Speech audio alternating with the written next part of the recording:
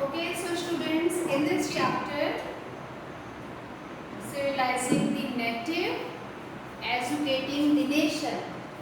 In this chapter, we had studied about what kind of education will be introduced in India after in 18th century.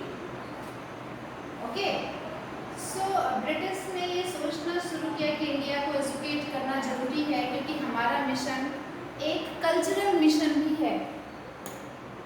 सिर्फ हमें यहाँ territory को expand ही नहीं करना है, हमारा मिशन एक कल्चरल मिशन है। Cultural mission important line keyword बता रही हूँ, जिसमें they had to civilise the natives and change their customs and values.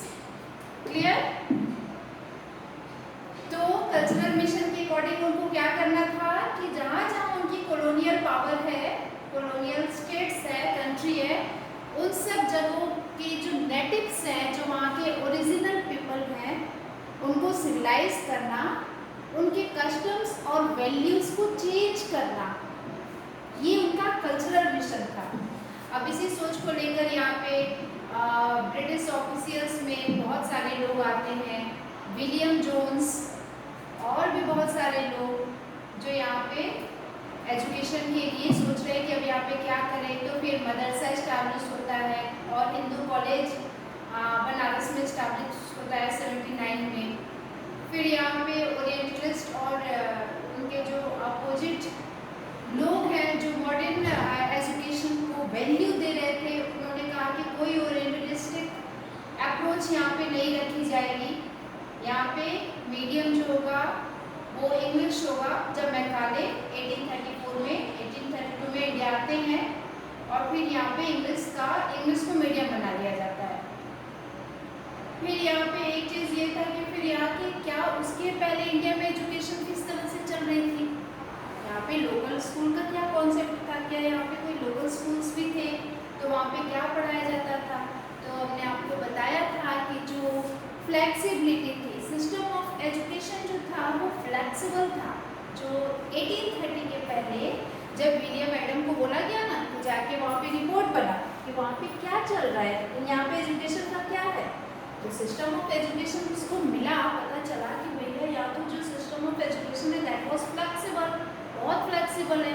बच्चों के अकॉर्डिंग जो है क्लासेस चल रही है, मतलब बच्चों के अकॉर्डिंग नहीं चल रही है, टीचर पढ़ा रहे हैं और जो ज़्यादा रिजिडिटी नहीं है किसी चीज़ को लेकर के, ना ही कोई एनुअल एग्ज़ाम है, ना ही कोई बेंचेस, नो चेयर्स, है ना, no blackboard, no fees, कोई फिक्स्ड फी नहीं है यहाँ पे।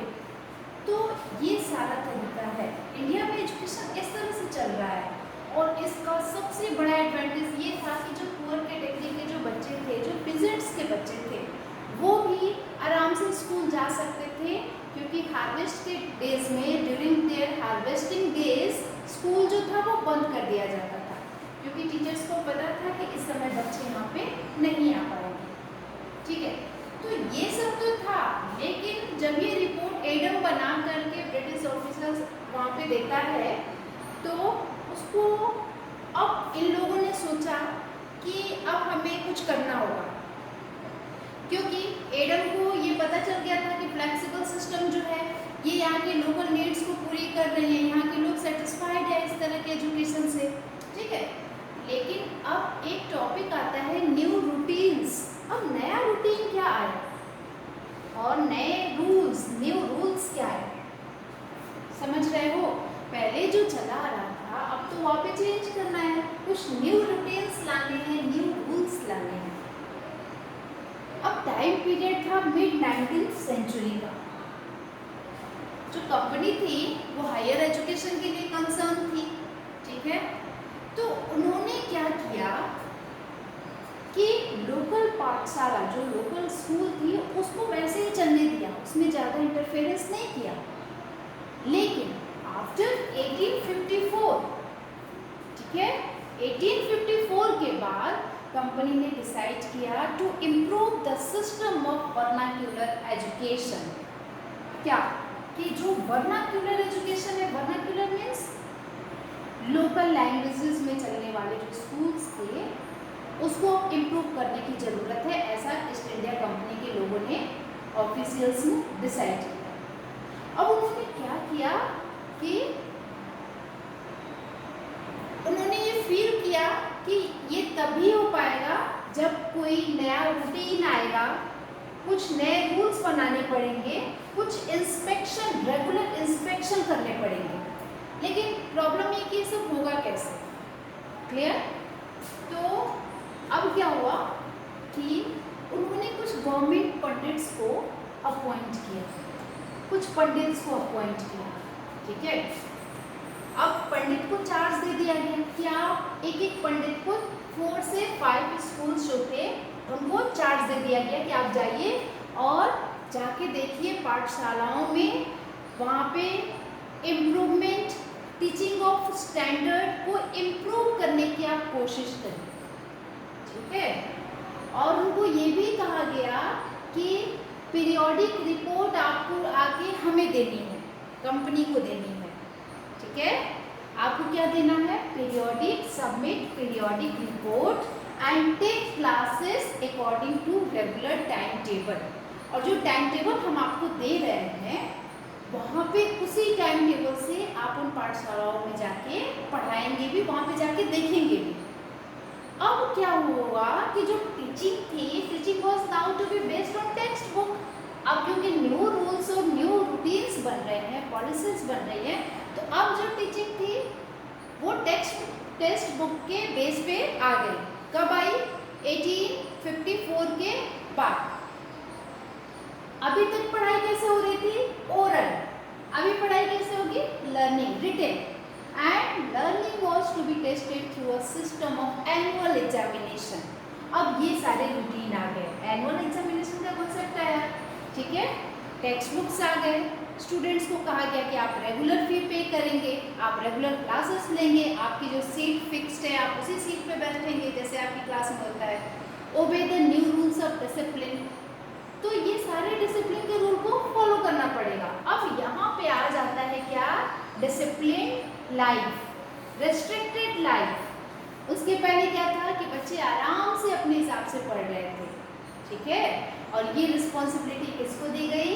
गवर्नमेंट पंडित्स को, ठीक है। वो पंडित जो गवर्नमेंट में काम कर रहे थे उनको स्कूल के चार्जेस दे दिए गए और उनको कहा गया कि आप रिपोर्ट देंगे स्कूल में क्या क्या हो रहा है। अब पाठशाला accepted the new rules were supported through government grants. जो स्कूल्स इस नए रूल को सपोर्ट कर रहे थे, फॉलो कर रहे थे, उनको गवर्नमेंट ग्रांट दे रही थी। ग्रांट मीन्स उनको फंड दे रही थी जिससे वो स्कूल चल सके। And those who were unwilling to work, जो इसको फॉलो नहीं कर रहे थे, न्यू रूल्स और सिस्टम्स को अडॉप्ट नहीं कर रहे थे, उनको कोई गवर्नमेंट सपोर्ट नहीं मिल रहा था। Over times gurus who wanted to retain their independence, और जो लोग, जो टीचर्स चाहते थे कि नहीं हम जैसे चलाते थे वैसे ही चलाएंगे, तो वहाँ उनको बहुत ज़्यादा प्रॉब्लम आने लगी, उनको कंपटीशन करना पड़ता था, बहुत ज़्यादा प्रॉब्लम फेस करनी पड़ती थी। तो ठीक है, आप यहाँ पे क्या देखें कि जो स्कूल्स न्यू रूल्स को फॉलो कर रहे हैं उनको गवर्नमेंट ग्रांट्स मिल रहे हैं, गवर्नमेंट फंड मिल रहे हैं। The new rules and routine had another consequence. अब क्या हुआ कि जो पुअर पीजेंट फैमिली थी उनके बच्चे क्या होता था, अब उनको तो वो टाइम टेबल फॉलो करना पड़ेगा, लेकिन ये डिसिप्लिन उनके लिए बहुत मुश्किल हो रही थी क्योंकि उनको हार्वेस्टिंग टाइम में अपने वो फसल कैसे जाके काटेंगे, अपने फादर के साथ खेतों पे काम कैसे कराएंगे। तो ये बहुत ही मुश्किल हो रहा था बच्चों के लिए, उन बच्चों के लिए। Inability to attend school came to be seen as, और जो बच्चा इनेबल होता था स्कूल आने के लिए उसको इनडिसिप्लिन कहा जाता था। क्लियर? तो ये है न्यू रूल्स एंड रूटीन्स। अब इतना सब कुछ हो रहा है 1854 के बाद, ये चेंज आया। अब इस चेंज के बाद क्या हमारे देश के जो थिंकर्स थे वो क्या सोच रहे थे एजुकेशन के बारे में? What was their agenda for national education? The agenda for a national education. British officials were not the only people. केवल ब्रिटिश ऑफिशियल्स ही इंडिया में एजुकेशन के लिए सोच नहीं रहे थे, बल्कि many thinkers from different parts of India began to talk of the need for a wide spread of education. Clear? कि जो हमारे इंडियन थिंकर्स थे वो सोच रहे हैं कि इंडिया में एजुकेशन को वाइड स्प्रेड पे ले आने की जरूरत है, पर यहाँ तो कुछ और ही हो गया। यहाँ तो अपने हिसाब से इंडिया में तो हो नहीं रही है चीजें। अब तो जो Indian new rules routines policies है वो फॉलो कर रहे हैं बच्चे। अब इम्प्रेस, अच्छा अभी अपने जो थिंकर्स हैं इंडिया के, उन्हीं में से कुछ लोग इम्प्रेस्ड थे with the development in Europe. Europe में जो डेवलपमेंट हो रहा था, क्या डेवलपमेंट हो रहा था यूरोप में? इंडस्ट्रियल रिवॉल्यूशन का कॉन्सेप्ट आ गया था, मशीन्स वगैरह बहुत तेजी से वहाँ से प्रोडक्शन मार्केट एक हब बन गया था, इकोनॉमी हब बन गया था ब्रिटेन, ठीक है।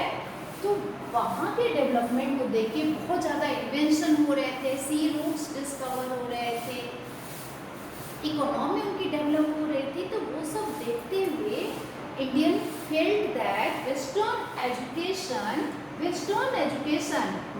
carried this line would help modernize India।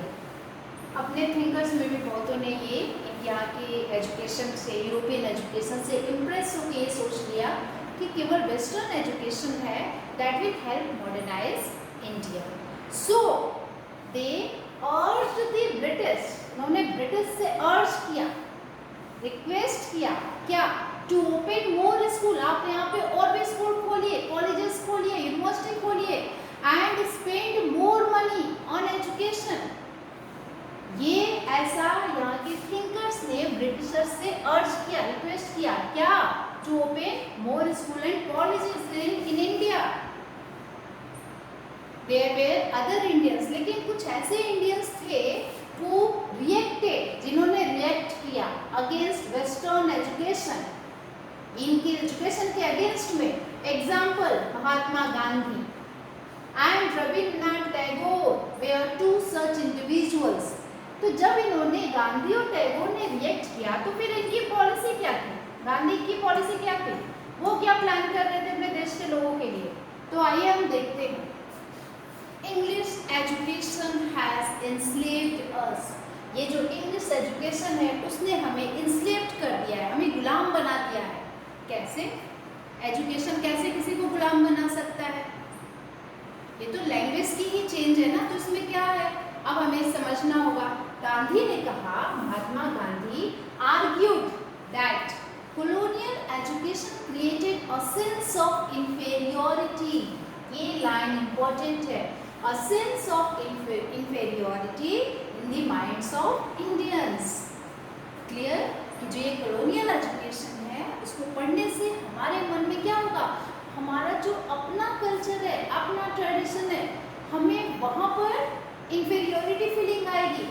क्यों? क्योंकि हम तो इनका पढ़ रहे हैं और ये अपने एजुकेशन को सुपीरियर दिखाएंगे ही, ठीक है। तो a sense of inferiority, Gandhi का पहला statement. It made them see Western education as superior and destroyed the pride।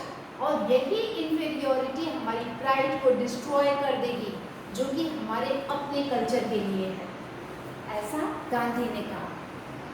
Mahatma Gandhi wanted an education।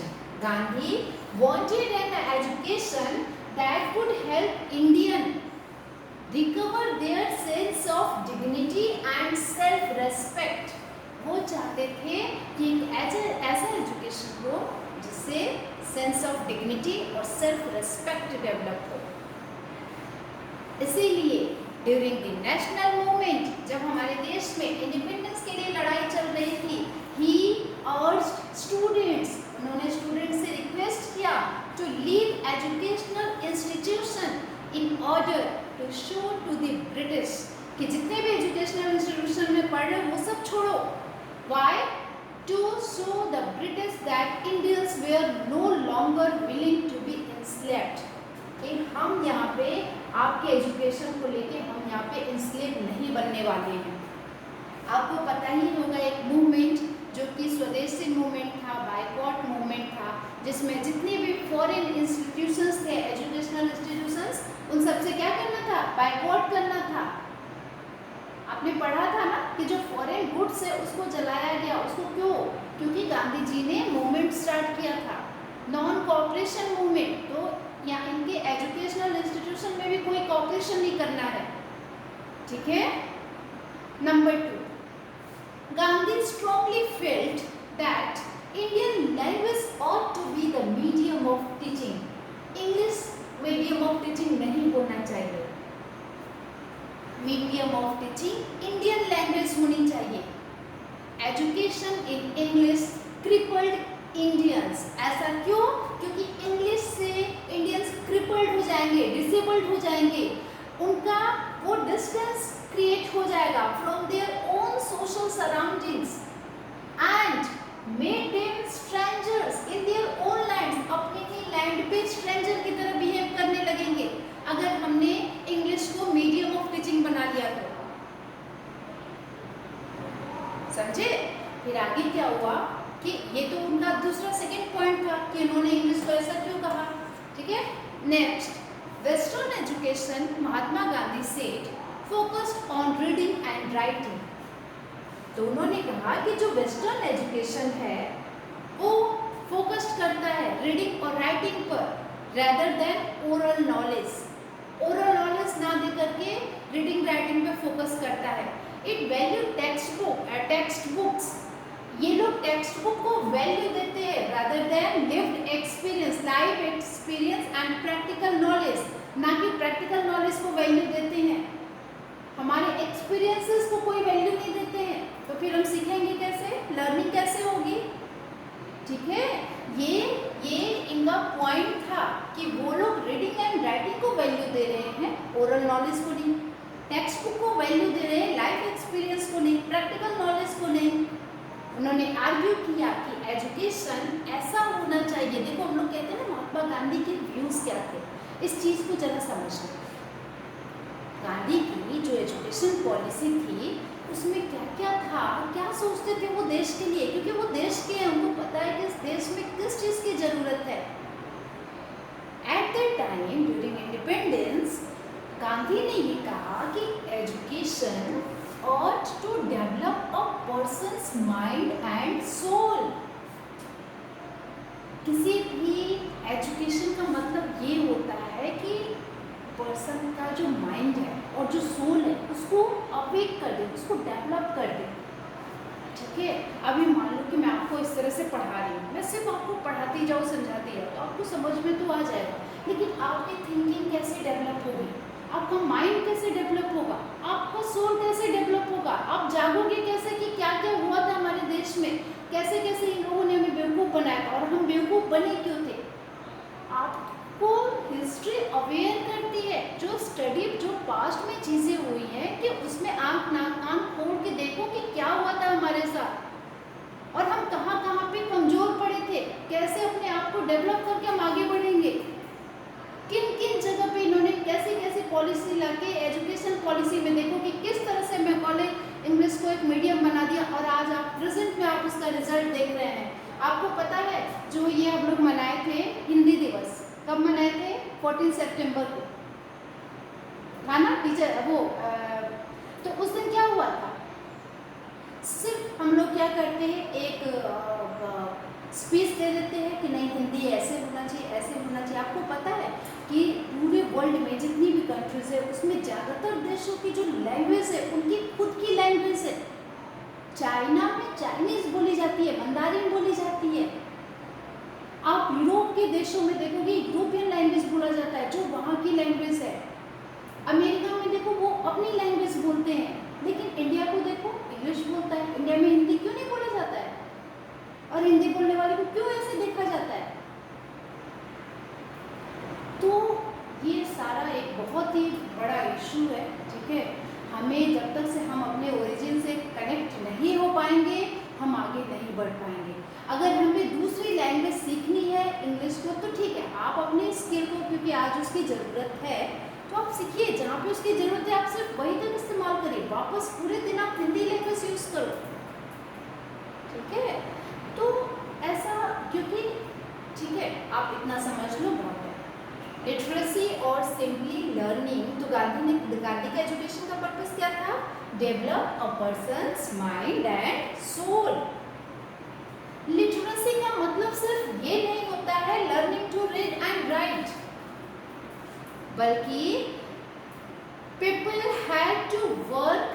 देखो लिटरेसी का मतलब इन्होंने क्या बताया है, people had to work with their hands. वो लोग अपने हाथ से काम करना सीखे, वो क्राफ्ट एक्टिविटी सीखे, अपने माइंड का यूज करना सीखे, कैसे अलग अलग चीजें बनती हैं, ठीक है, मतलब अपना अंडरस्टैंडिंग डेवलप करना सीखे।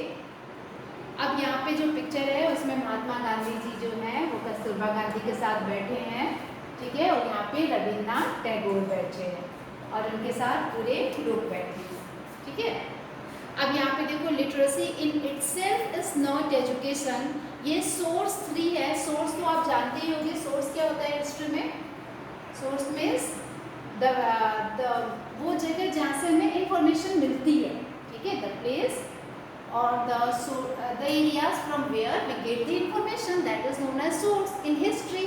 तो ये एक न्यूज़पेपर क्लिपिंग है महात्मा गांधी की, जो वो लिखते थे ना, उसी का एक क्लिपिंग यहाँ पे रखा हुआ है, आप इसको पढ़ लेना कि इसमें क्या लिखा है एजुकेशन के बारे में।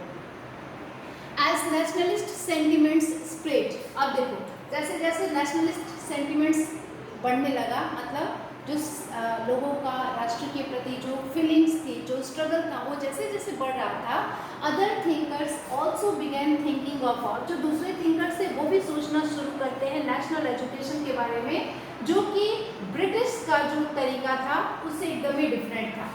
तो ये तो हमने गांधी की एजुकेशन पॉलिसी को पढ़ा। अब हम पढ़ेंगे टैगोर्स अबोर्ड ऑफ पीस के बारे में, और इसमें मैं आपको कुछ बताना चाहूँगी। एक